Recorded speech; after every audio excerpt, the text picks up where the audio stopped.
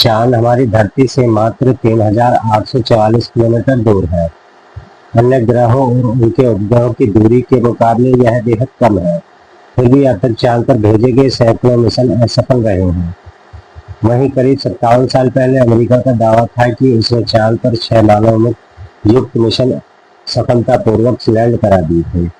दूसरी ओर धरती से केवल 400 किलोमीटर ऊपर स्थित अंतर्राष्ट्रीय अंतरिक्ष स्टेशन पर भारत मूल की एस्ट्रोनॉट सुनीता विलियम्स लगभग 9 महीने रही और उन्हें सुरक्षित वापस लाने के लिए नासा को स्पेस एक्स की मदद लेनी पड़ी। दोस्तों, मैं यह इसलिए बता रहा हूँ कि हमारी स्पेसक्राफ्ट अरबों किलोमीटर दूर तक पहुँच चुकी है और मनुष्य पहले ही चांद पर कदम रख चुका है। फिर भी देश अनमैन्ड मिशन भेजकर अरबों रुपये क्यों खर्च कर रहे हैं? चांद में ऐसी क्या विशेषता है कि पूरी दुनिया लगातार मिशन भेजती जा रही है? चांद के कौन से रहस्य आज तक अनसुलझे हैं? क्या चांद को कोई नियंत्रित कर रहा है या कोई और वजह है? आज का वीडियो पूर्ण रूप से चांद के रहस्य को उजागर करने के लिए है। चांद एक हमारा एकमात्र प्राकृतिक उपग्रह है जो न केवल रात्रि में रोशनी देता है बल्कि धरती के समुद्र की लहरों को भी नियंत्रित करता है। लेकिन क्या आप जानते हैं कि चांद की उम्र लगभग 4,500,000,000 साल है?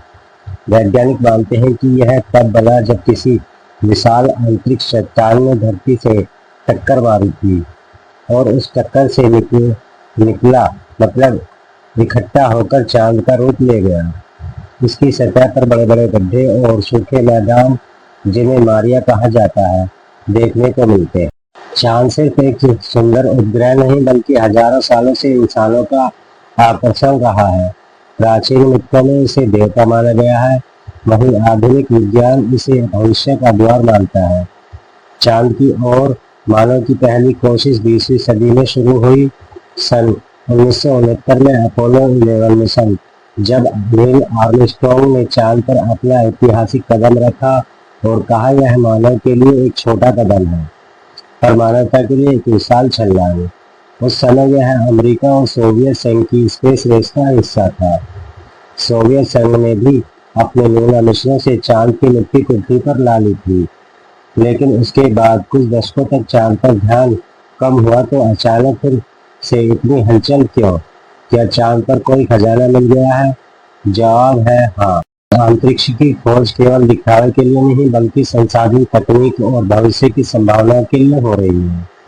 पिछले कुछ वर्षों में चांद पर मिशनों की बाढ़ आ गई।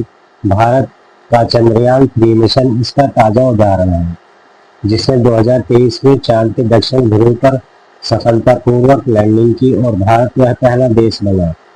लेकिन भारत अकेला नहीं, चीन ने अपने चांद मिशनों के माध्यम से चांद की मिट्टी ला दी थी और वहां देश बनाने की योजना बना रहा है। रूस, जापान और यूरोपीय देश भी पीछे नहीं है। चांद पर पानी, हीलियम-3 जैसे संसाधन हैं और अंतरिक्ष अनुसंधान की उन्नत संभावनाएं। न कि सतह पर, विशेषकर इसके ध्रुवीय क्षेत्र में पानी बर्फ के रूप में मिला है। यह पानी अंतरिक्ष यात्री के लिए पीने, ऑक्सीजन बनाने और ईंधन के लिए हाइड्रोजन निकालने में काम आ सकता है। यदि हमें मंगल जैसी लंबी अवधि की यात्रा करनी है तो चांद ईंधन स्टेशन की तरह कारगर हो सकता है। जैसे हवाई जहाज लंबी दूरी के लिए स्टॉप ओवर लेते हैं। फिर हीलियम-3 एक दुर्लभ तत्व जो पृथ्वी पर बहुत कम मिलता है, लेकिन चांद पर प्रचुर मात्रा में मौजूद है। वैज्ञानिकों का मानना है कि हीलियम-3 से भविष्य में न्यूक्लियर फ्यूजन ऊर्जा प्राप्त की जा सकती है, जिससे बिजली और उन्नत स्पेसक्राफ्ट बनाए जा सकते हैं। चांद का वायुमंडलहीन होना और कमजोर गुरुत्वाकर्षण इसे बेस बनाने, दूरबीन बनाने और रॉकेट लॉन्च करने के लिए कम ऊर्जा खर्च में उपयुक्त बनाता है। देशों के बीच प्रतिस्पर्धा अब विज्ञान से कहीं आगे है। अमेरिका का आर्टेमिस प्रोग्राम न केवल मनुष्य को चांद पर ले जाएगा बल्कि वहां स्थायी बेस भी बनाएगा। चीन और रूस मिलकर इंटरनेशनल लूनर रिसर्च स्टेशन बना रहे हैं। भारत चंद्रयान 4 और गगनयान जैसे मिशनों से अपनी मौजूदगी मजबूत कर रहा है। इससे एक नई अंतरिक्ष व्यवस्था की शुरुआत हो रही है। जो देश पहले चांद पर नियंत्रण जमाएगा वही संसाधनों और तकनीक में आगे रहेगा। अमेरिका ने चांद पर 12 मनुष्यों को भेजा है, लेकिन कुछ लोग इन मिशनों की सच्चाई पर प्रश्न उठाते हैं। कहते हैं 1960 के दशक की तकनीक इतनी विकसित नहीं थी, पर ठंडे युद्ध के दौर में अगर चांद लैंडिंग नाकाम या नकली होती है तो सोवियत संघ इसे उजागर कर देता है। मिशन में जुड़े लोग भी इसे बेशक गलत साबित कर देते हैं, लेकिन ऐसा नहीं हुआ। कई लोग प्रश्न करते हैं कि चांद से वापस आने के लिए शक्तिशाली रॉकेट की आवश्यकता क्यों नहीं पड़ी। चांद का गुरुत्वाकर्षण धरती के मुकाबले 6 गुना कम है, इसलिए वहां से उड़ान भरने के लिए कम ऊर्जा की जरूरत होती है। लूनर मॉड्यूल में 2 इंजन थे, एक लैंडिंग के लिए, दूसरा वापसी में कमांड मॉड्यूल से चांद पर बेस बनाना जितना आसान लगता है, वहां रहना उतना ही खतरनाक है। चांद प्रतिदिन उल्कापिंडों की बौछार झेलता है, क्योंकि वहां कोई वायुमंडल नहीं है जो उन्हें जला दे।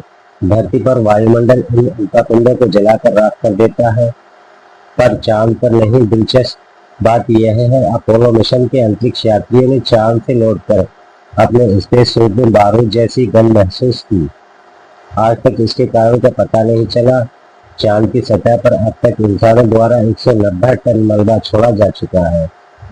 चांदी की मूर्तियां, गोल्फ बॉल, पारिवारिक तस्वीरें, मानव मूत्र से भरे बैग और 96 बैग मानव मल तक नासा के वैज्ञानिक को वहां आयरन ऑक्साइड मिला जो पृथ्वी पर जंग बनाता है। लेकिन चांद पर पानी व ऑक्सीजन न होने के बावजूद यह जंग कैसे लगा, यह एक रहस्य बना हुआ है। वायुमंडल की कमी के कारण अपोलो मिशनों के पैरों के निशान लाखों साल तक जस के तस रह सकते हैं। जैसे हम धरती से चांद का वही एक पहलू देखते हैं, वैसे ही चांद से भी धरती हमेशा एक ही जगह स्थिर दिखती है। अपोलो मिशनों के सिस्मोमीटर से पता चलता है कि चांद पर भूकंप आते हैं, जिन्हें मून क्वेक कहा जाता है, और यह घंटे भर भी रह सकते हैं, क्योंकि वहां प्लेट टेक्टोनिक्स नहीं है जो झटकों को जल्दी खत्म करे। चांद के दक्षिण ध्रुव के कुछ क्रेटर इतने ठंडे हैं कि तापमान 248 डिग्री सेल्सियस तक पहुंच जाता है, जो सौरमंडल की सबसे ठंडी जगहों में से एक है। बिना स्पेस सूट के कोई इंसान दम घुटने से नहीं मरेगा, बल्कि 15 सेकंड में उसकी रक्त धमनियां फट जाएंगी और शरीर फूल कर फट जाएगा।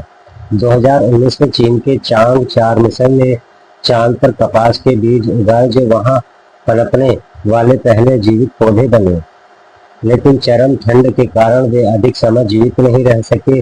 चांद पृथ्वी के लिए वरदान के समान है। अगर यह अचानक गायब हो जाए तो पहले समुद्रों में बिगड़ी उथल पुथल होगी, बाद में वे शांत हो जाएंगे। चांद धरती के अक्षीय झुकाव को स्थिर रखता है, और अगर वह न रहे तो धरती की धुरी 10 से 45 डिग्री तक डोल सकती है, जिससे चरम मौसम 6-6 घंटे के दिन रात और फूटी फूटी टाइम जोन बन जाएगी। वैज्ञानिक मानते हैं कि चांद का प्रभाव इंसानों की नींद और मानसिक संतुलन पर भी। पूर्णिमा की रातों में लोग अधिक बेचैन होते हैं और अजीब सपने देखते हैं। अगर चांद न रहे तो यह असर भी बदल सकता है। उम्मीद है आज आपने चांद के बारे में बहुत कुछ नया सीखा।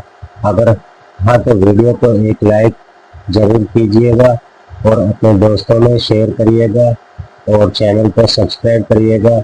और मिलते हैं अगली वीडियो में, जब तक के लिए धन्यवाद।